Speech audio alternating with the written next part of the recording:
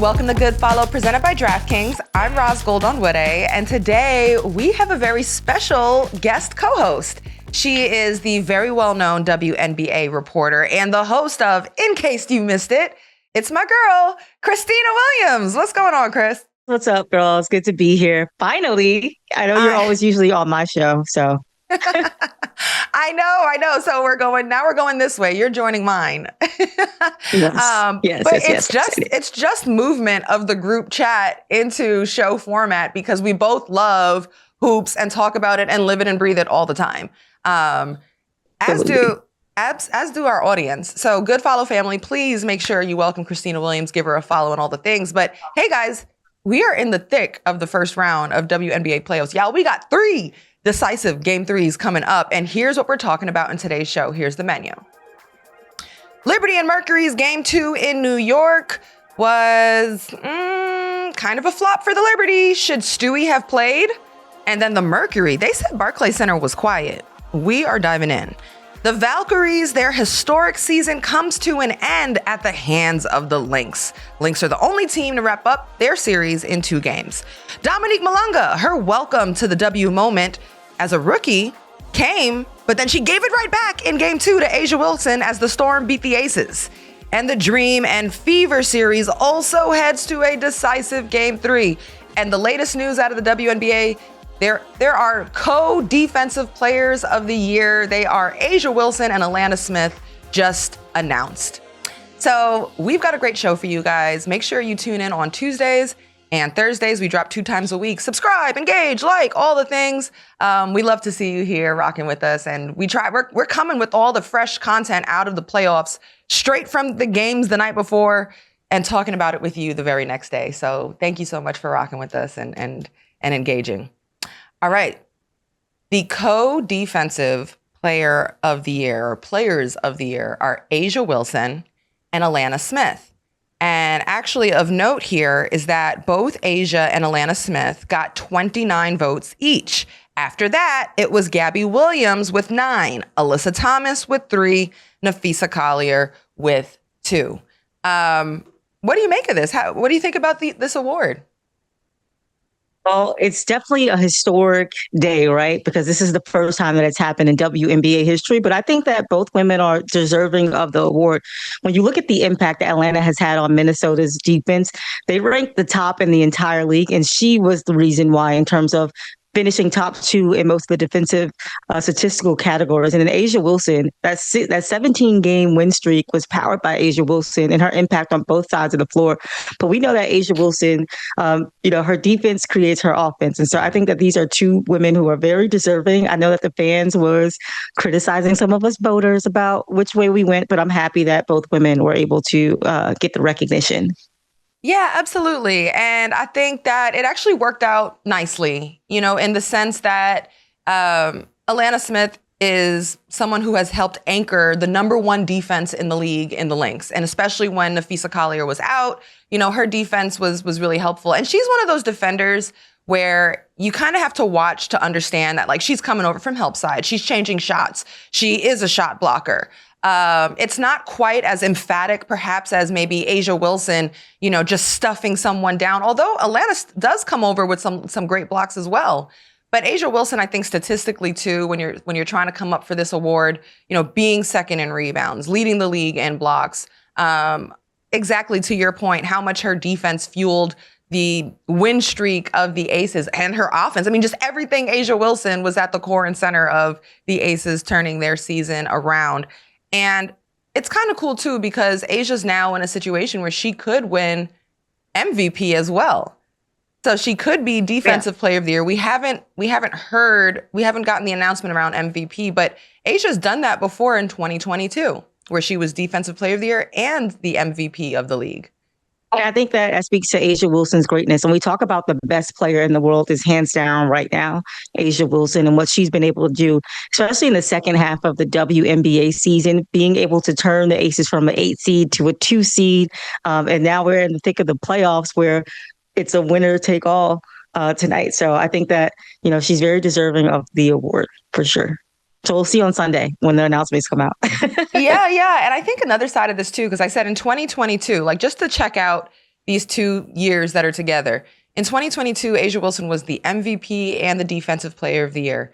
In 2022, Alanna Smith was out of the league. She was waived by the Indiana Fever, and she was overseas playing ball. Like, her career in the W was uncertain. And if anything, a lot of people had closed that book on her, just closed the book and said, okay, she's done here.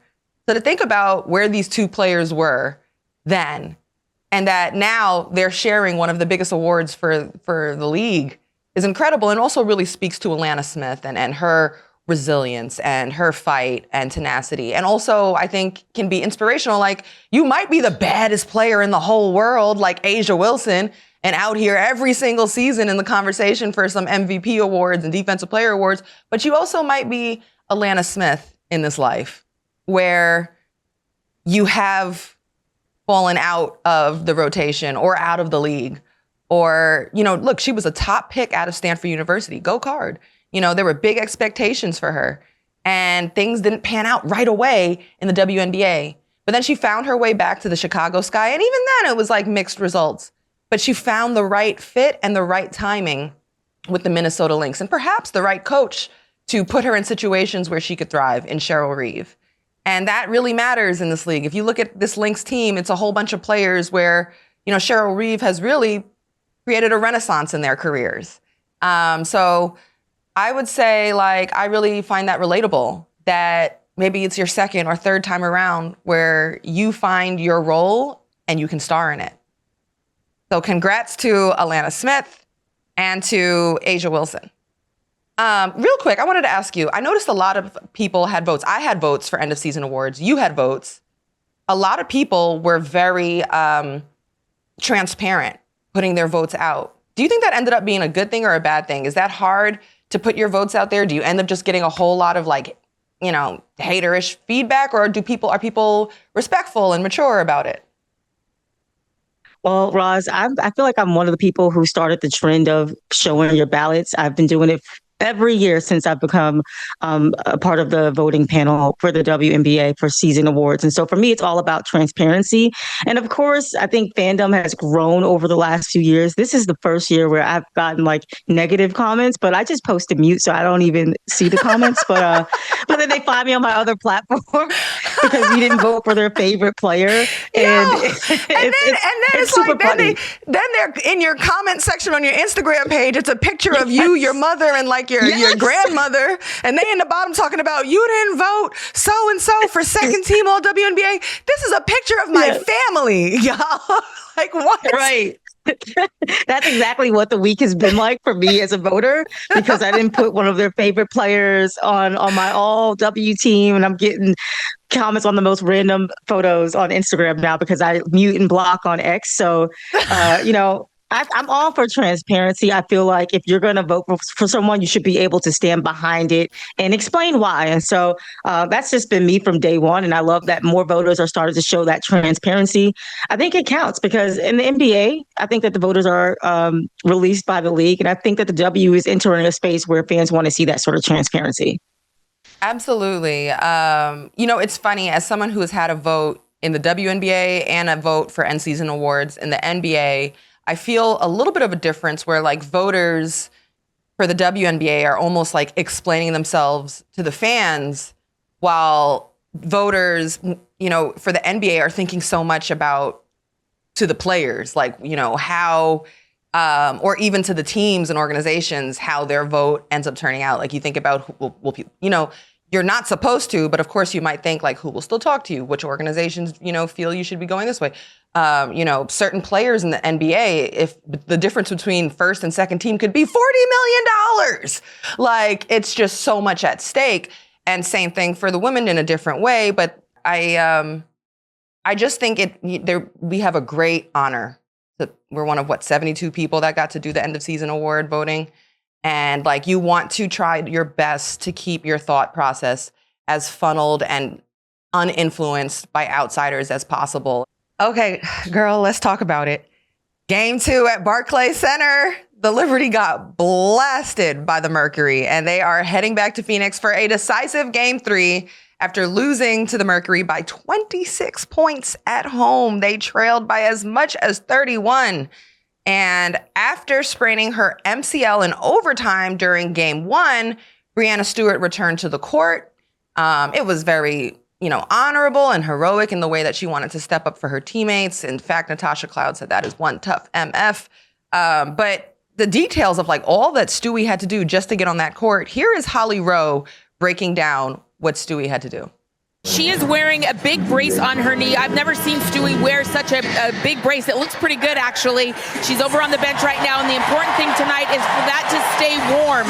There's a bike in the tunnel that she can get on and ride to keep it moving. She's also got an electronic device, like a Venom device that sends electrical currents into her knee to also keep it warm. But it's incredible that she's playing in this game with a sprained MCL. So Stewie played honorably, but she didn't look good. Forget about the stats. She played 20 minutes in the game, had 6 points, but it's more just eye test. She's clearly limping at points in the game. She wasn't great on offense or defense, where she's so strong on both sides. This is one of the best players in the world. And not only wasn't she, the Liberty starters weren't that great, only scored 32 points as a group. So, Khristina, you were at the game. Are the Liberty cooked? Should Stewie have played, in your opinion? I don't think that Stewie should have played because we knew that this game was going to come down to the wire. And Phoenix coming into that game, I was able to attend their practice the day before. They were coming to play aggressively and bring that physicality. And so I think that given how New York Liberty played, it wouldn't have made a difference whether Stewie played in game 2 or not, because it was going to go and get pushed to Phoenix. But coming into game 2, I feel like the Liberty, they struggled to have consistency from the second quarter to the fourth quarter. You mentioned the 32 points between the starters. They only had 10 field goals in the first quarter and then 9 throughout the rest of the game. So Phoenix, they brought that defense intensity that really slowed down the Liberty. And I just feel like they didn't play with any sense of urgency. It just wasn't there. And it just hasn't been there. That's been the through line for this team for the whole season. It just hasn't been there. Yeah, and look, I wear my Liberty hat. I'm a team analyst, also born and raised New Yorker, so I always have a lot of hope for the team. But one thing about the Liberty is they have had some of these head-scratching, really rough losses, like whether they've, lost against teams they should beat, or they've had some, beatdowns at home, or a game had significance on the line and they did not step up or rise to the occasion. You could have closed the series here. Instead, now you're going back game 3. And my feeling was, because they were tied at 25 after the first quarter, and I was like, okay. But then when things went so south so fast, I almost was like, okay, let's put a fork in it and get ready for game 3 and take Stewie out. Allow her to just rest at this point. In fact, Stewie shouldn't have played if this was going to be the effort.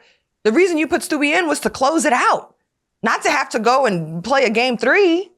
And so, especially with, the starters and everybody just seeming so out of it, it's a valid question to wonder, hey, all season they've been injured.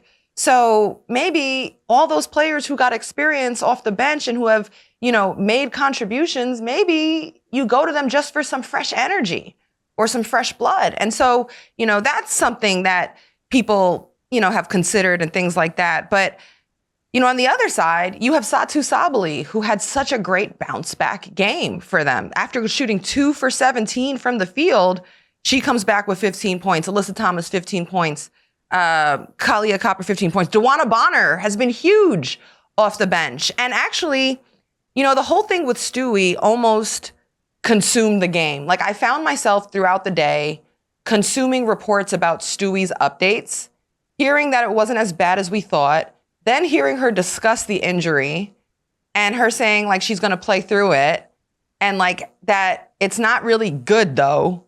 And many of us are like, no, this sounds horrible. And it just felt like the injury report started to consume the ethos around the Liberty. And sometimes that can be a negative, as opposed to just saying, Stewie, we're going to have you sit and maybe game 3 if needed, or the next series, we're going to have you, but we're going to hold this down because the Liberty have more than enough talent, I believe, to win without Stewie. And not just against the Mercury, but they just have so much talent. And so in a way, if you watch the game, she got isolated a lot. It was Satou Sabally with her at the top. They would set a screen with Sabrina's girl. So if the switch happened, she's attacking Sabrina. And if it doesn't, she's going up against Stewie. And they're isolating Satou and saying either Satou attack the rim or take a shot. And that's what Satou did. She either got to the cup and the free throw line or shot threes when the defense couldn't stay in front of her face. And it was good coaching because Stewie's injury was something they tried to take advantage of. Yeah, and they absolutely did. In the New York Liberty, they only had 2 points, 2 fast break points. And we know how much this team likes to push out in transition, especially on offense. And like I said, they just wasn't able to establish themselves on the offensive end. And I was able to speak to Jonquel the day before the game, and she talked about how she hasn't really been playing like herself since she returned from her injury in the second half of the season, and how she needs to work on establishing herself on offense as well. Because in my opinion, when Jonquel Jones plays well, really well, and they play through JJ, it's a winning team. And so I think that for game 3, the New York Liberty needs to play through JJ, but also she needs to remind herself that she's the finals MVP from last year, former MVP, and need to play to that advantage. Yeah, Jonquel Jones actually said this after the game. I think it's deeper than the Stewie injury. All of us have to step our game up. We're such a powerful team offensively. And tonight, they were able to congest things. And I personally appreciate that candidness from Jonquel Jones. Like, hey, I know Stewie's injury took the headline, but this was on us. And it was. You know, I don't know what, you know, they have to play better in game 3. But check this out. Post-game, the Mercury had some comments about the Liberty faithful, the Liberty fans and Barclays Center. Khristina, you were at this press conference. Let's listen, and then I'd love your response. Honestly, I was shocked. I don't think it was like loud to start. It was quiet. So what's it going to be like to play a series deciding game at home? Louder than here. It will be lit. I love playing in Phoenix. They will stay till the end of the games. Like today, you looked in the stands, they were already leaving a little bit. Our fans would never leave. Okay, Ros.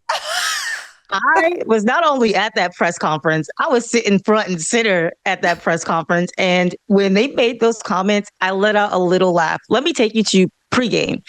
I was able to speak to a few fans because, as you know, over the last several weeks, there's been comments about the rise in ticket prices. And some of those season ticket holders, they've been able to find me on Media Row and air their grievances out to me. And so before the game, a few came up to me and said, hey, we weren't able to afford to renew our playoff tickets because it was just too expensive. So for one part of it, I think that maybe some of the faithful fans just was not in the building because they couldn't afford to come see the playoffs. That's one part of it.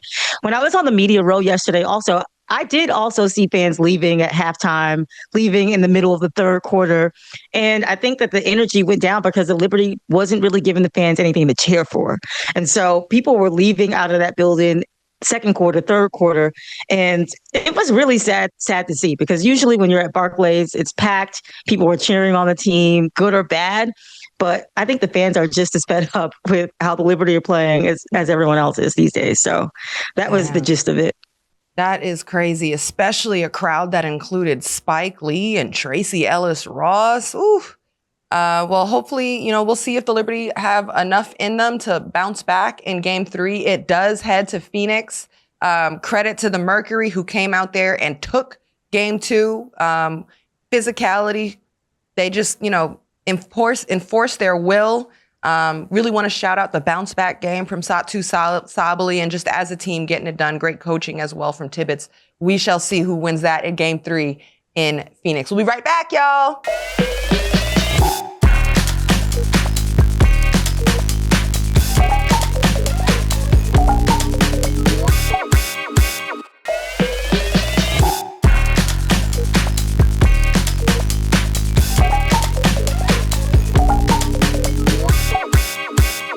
Hey, what's up, y'all? Welcome back to Good Follow. I'm Ros Goldenwood. That's Khristina Williams.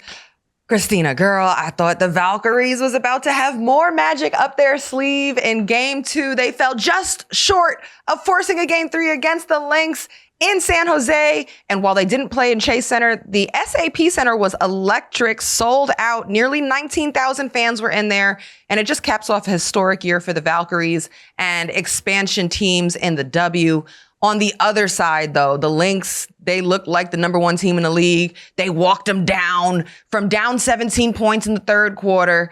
B in the second half took over, and there was no Cinderella fairy tale to follow. It ended. They smashed it for the Valkyries. So what do you make of their season, Khristina? Yeah, the Valkyries definitely have a lot to be proud of, because not only did they push the number one team to the brink in that exciting game 2, but also Veronica Burton finished most improved. Kayla Thornton finished as an all-star. Natalie Nakase got coach of the year. Sold out all of their home games. Had over 19,000 fans attend their first ever playoff game. They've made history. They've laid the blueprint out for expansion teams to come in the WNBA. And I think that they're going to be on track for that 5-year plan of potentially wanting to win a championship, right? This is a great thing for free agents to see. In 2026, we know it's going to be the biggest free agency in WNBA history. And what a way to lay it out there for potential free agents of what could be possible down in Golden State. I couldn't have said it better myself. The inaugural season for the Valkyries, this is my stamp, deemed a success. Bravo, ladies, everybody, the entire organization, the fan base, the players from the top down, y'all did that. All right, let's move on to the Aces Storm series, okay? Because it is also going to a decisive game 3 tonight. In game 1, A'ja Wilson handed Dominique Malonga her welcome to the W moment, like emphatic block, stares her down. But then in game 2, Dominique recorded 11 points, 10 rebounds off the bench, gave it right back to A'ja with some tough defense, never backed down from one of the best players, if not the best player in the world. Mind you, in both of these games, Dominique Malonga recorded a double-double. And in this game, she secured the win for Seattle with an and one at the buzzer, showcasing her great hands and poise, timing, and just will to win down the stretch. She's 19 years old. She is the youngest player in the league right now. And on the biggest stage against the best player, she has stepped up and helped to lead the Storm, who a lot of us counted out, to an opportunity to keep their season going. What are you making of the rookie? I think that this is just indicative of how Coach Noelle Quinn is starting to trust her rookie, especially in a big moment like the playoffs. Dominique is a player who's been a professional athlete for years. She's played in France, played overseas, and now bringing that game to the WNBA. And this is the rawest that we will ever see Dominique play as a rookie, because in years to come, she's just only going to get better, and against the greatest player in the world in A'ja Wilson. So I'm excited to see more from Dominique. And I think that game 2 was a great display of what she can do in the crunch time. You know what's crazy? You think about who did win Rookie of the Year this year, Paige Beckers. She's 23 years old. Like, Dominique Malonga is 19. Like, in 4 years, she will just reach the age that Paige has gotten to. Like, experience and time matters as she gets more comfortable with her body and playing in the W. Mind you, she's been a pro for so long. You know, like many people are saying, this is the rawest we're going to see her. And when I think about her growth from the beginning of the season, where she was super raw, to now where we're seeing her just, you know, looking comfortable and more dynamic on the court and fearless, the future is very bright. All right, y'all, we have 2 decisive game 3s happening tonight. The Aces and the Storm, the Dream and the Fever. You know that we will be sat.